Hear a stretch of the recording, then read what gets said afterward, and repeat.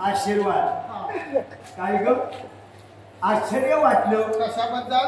दोघी जण एक सारखे मार्ग प्रतीक्षा करतात पती परमेश्वराचं केव्हा आगमन होईल आणि आपल्या सौभाग्याच्या धन्याचा आशीर्वाद केव्हा मिळणार याकडे तुम्ही आतुरतेनं मार्ग प्रतीक्षा करीत होता आणि माझ्या येण्याकडे तुमचा लक्ष लागला होता पण तुम्ही दोघी जण आपापसात बोलत होतात ना अगं माझं येणं केव्हा झालं माझं येणं केव्हा झालं पण तुमचा लक्ष माझ्याजवळ नव्हता माझ्याजवळ लक्ष नसल्यामुळं काय तुमचे विचार वाढू लागले पती परमेश्वर अजून का येत नाही होय ना आम्ही तुमचाच विचार करत अनेक शंका मला निर्माण शंका म्हणजे शंकेची पाल चुक चुकून एवढा वेळ झाला अजून आले नाही कसे कुठे राहिले अगं, काय चिंता झालं? करण्याचं कारण नाही आम्ही एवढं काय करणार? या.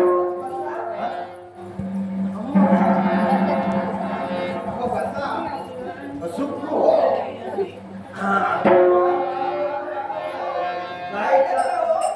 पहा, आज मी सजवून ठेवला होता मंच. मला वाटलं होतं सजविलेला मंच शोभा दिसतोय पण खरी शोभा आली ना ती यांच्यामुळं. सत्यवती मधुवंती खरोखरच आश्चर्य वाटलं तुमच्याबद्दल काय हो? अगं पत्नी असाव्या तर अशा खरोखरच तुम्ही मला दोघी जण आवडणार म्हणून दिवसेंदिवस मी तुमच्यावर जास्त प्रेम करतो राहतो माझं प्रेम माझ्या बायकावर वाढत का जातं तर आल्या आल्याबरोबर माझ्या हाताला धरून बसवितात आणि तुम्ही जी सेवा करतात ना अशा स्त्रिया भाग्यवंत असल्या पाहिजे पती म्हणजे हा परमेश्वर असतो ज्या पती परमेश्वराच्या नावानं ज्या स्त्री आपल्या कपाळी कुंकवाचा टेळ लावते हातामध्ये सती सावित्रीचा तुला बनवून हजारो सुवासिनी स्त्रियाच्या पंक्तीला बसण्याचा मान सुवासिनी स्त्री मिळविते त्या सुवासिनीचा मान केव्हा असतो पती असेपर्यंत होय ना मग ते महत्व तुम्ही समाजासाठी रात्रंदिवस तुम्ही प्रयत्न करीत असतात ग पण मी बोलतो आहे दोघी जणीच्या चेहऱ्यावर पाहिलं मी बोलत राहिलो आणि तुम्ही विचार दिसतात माझा कसला विचार करणार तुला काय पाहिजे मला तुला काय पाहिजे काहीच नको. उद्यापासून तुला काय आहे परवापासून तुला काय आहे? बोला बोला बोला सांगा काय ना कृष्ण हे आपल्याला काय कमी नाही म्हणजे कमी काहीच नाही आणि एका कदाचित तुम्हाला जर द्यायचं असेल ना तर तुमच्या पसंतीने तुमच्या आवडीने आम्हाला द्या माझ्या पसंतीनं माझ्या पसंतीनं आवडते आमची आवड काय बोलतात का मी ठरवलं काय ठरवलं काही दिवसानंतर तुम्हाला दैदागणे जास्त देणार चालेल. वस्त्र देणार याच्यापेक्षा दिली त्याच्यापेक्षा कारण तुमच्यावर हा संसार चालला आहे कारण दोन बायका एकत्र असल्यानंतर सहजासहजी दोन बायका एकत्र असल्यानंतर सौंदी मत्सर निर्माण होतो त्याप्रमाणे इतरांप्रमाणे तशी तुम्ही दोघी जण वागत नाही कारण तुम्ही दोन जरी माझ्या बायका असल्या तरी दोघी जण एकमेकाला सांभाळून एकमेकाच्या विचाराला संसार चालवितात म्हणून तर माझा संसार दिवसेंदिवस आणि आम्हाला सांगायचं तुमचे पती हा परमेश्वर बनलाय. जोपर्यंत तुमचा आशीर्वाद आमच्या दृष्टीमध्ये आहे तोपर्यंत आम्हाला कमीच काहीच नाही. बस मग आता तुमचे विचार आता विचार एकच आहे. ज्या सवतीवरती आमची आहे आणि या ठिकाणी तुम्ही इथे आलात. हो. मग या परमेश्वराचा आशीर्वाद हा. या पतीचा आशीर्वाद सदैव एकच अग्नी एवढं आपल्या त्या परमेश्वराच्या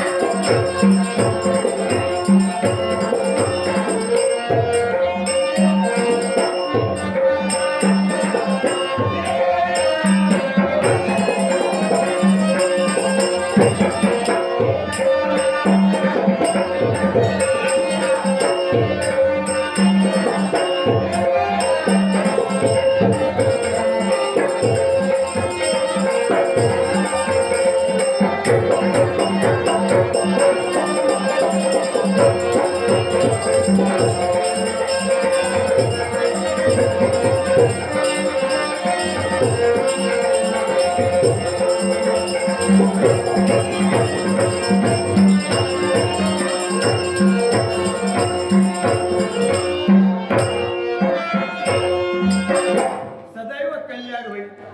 चिंता करण्याचं कारण नाही. अगं मधुवंती, सत्यवती, जरा बाजूला बस. जरा माझ्या बाजूला बसायला. आता कशी शोभा आली? आता कशी शोभा आली? हा? शोभा आलेली दिसते. मग? पण मला सांगा, काय? हा वीरबाळा पोशाख करून चालला कुठं? हा पोशाख करून हा?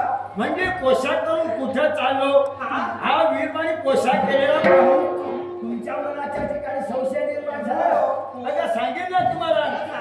त्यासाठी माझ्या दोन्ही बायका माझ्यापासून काही लपवून ठेवत नाही. मग मी तुम्हाला तरी का मी लपवून ठेवणार? तुम्ही तर केवळ माझ्याजवळ खोटं बोलत नाही. आणि मला माहित आहे तुम्ही माझ्याजवळ खोटं बोलणारच नाही.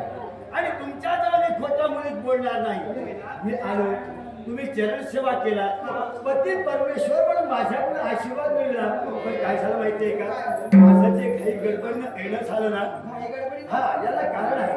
मी आता जास्त वेळ तुमच्या बरोबर इथं थांबू शकत नाही. कारण मला लवकरात लवकर जायचं आहे. माझं कर्तव्य मला प्रिय आहे. आणि काय तुम्हाला जायचं आहे हो. पण आम्ही ठरवलं होतं काय?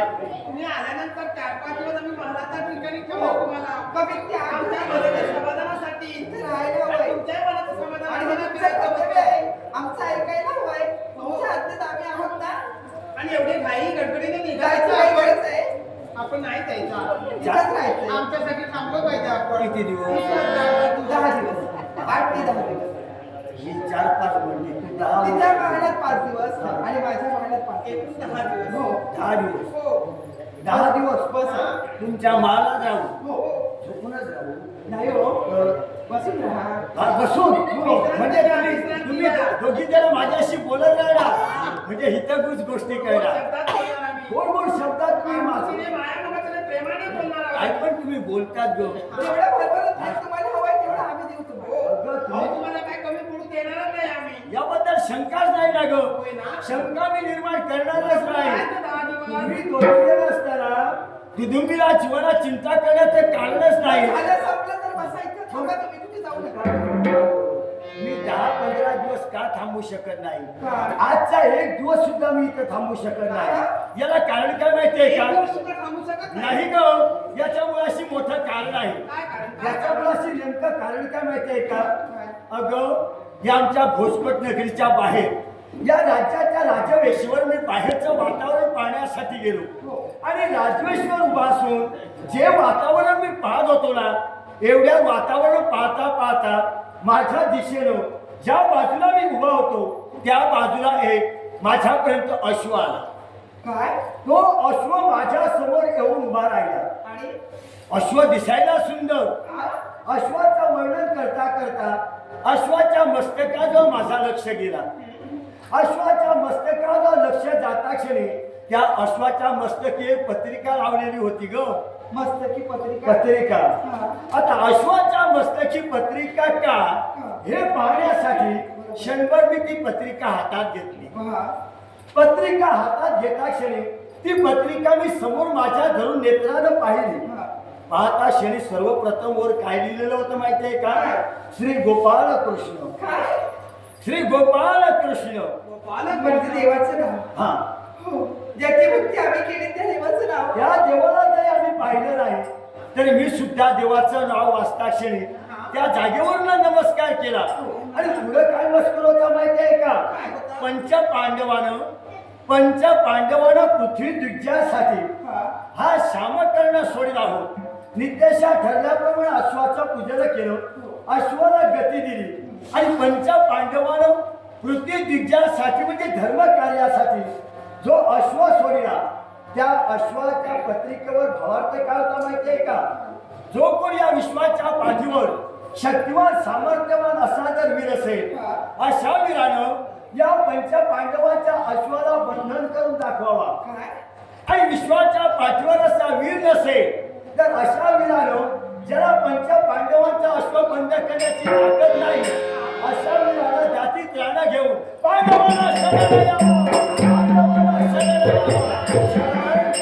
शरण शब्द ऐकायचे जांबाच्या मस्तकाला भेटली. पांडवांना शरण पुढे यावं. तुमच्या सौभाग्याच्या धन्यानं पांडवांना शरण यावं का? हे योग्य आहे नाही ना? म्हणून त्या पंच पांडवांच्या अश्वाला या दुधुंबीनं बंधन केला. या दुधुंबीनं पंच पांडवांचा अश्व बंधन केला. मला पांडवांना दाखवून द्यायचं आहे या विश्वाच्या पाठीवर तुम्हा पांडवासारखा वीर आहे की नाही हे पटलं पाहिजे.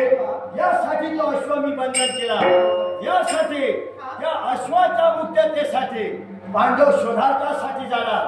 ते शोधत राहणार आणि ज्यावेळी माझ्यापर्यंत पोहोचते पांडवांच्या जर ताकद असेल तर तो अश्व त्याला नेऊन दाखवावा. यासाठी अश्वबंधन केला. यासाठी मी आता जास्त वेळ थांबणार नाही.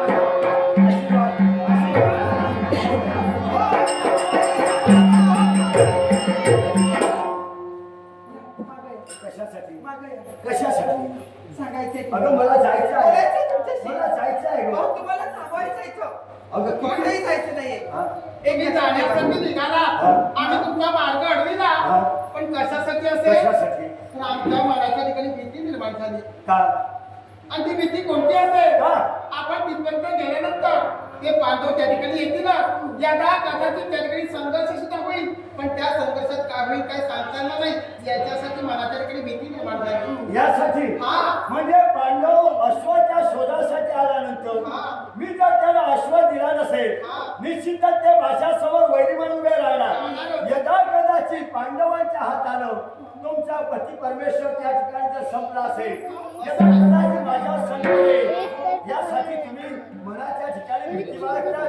चिंता करू नका. अगं पांडव जरी आले असतील अश्वाच्या मुक्ततेसाठी तरी चिंता करण्याचं कारण नाही. कारण तुम्ही चिंता करण्यापेक्षा मी आत्मविश्वासाला सांगतोय परमेश्वर हा तसा संपणारा नव्हे. तो माझ्या नावाला कपाळी कुंकवाचा टिळा लावला. हे तुमचं सौभाग्य सदैव राहणार. सदैव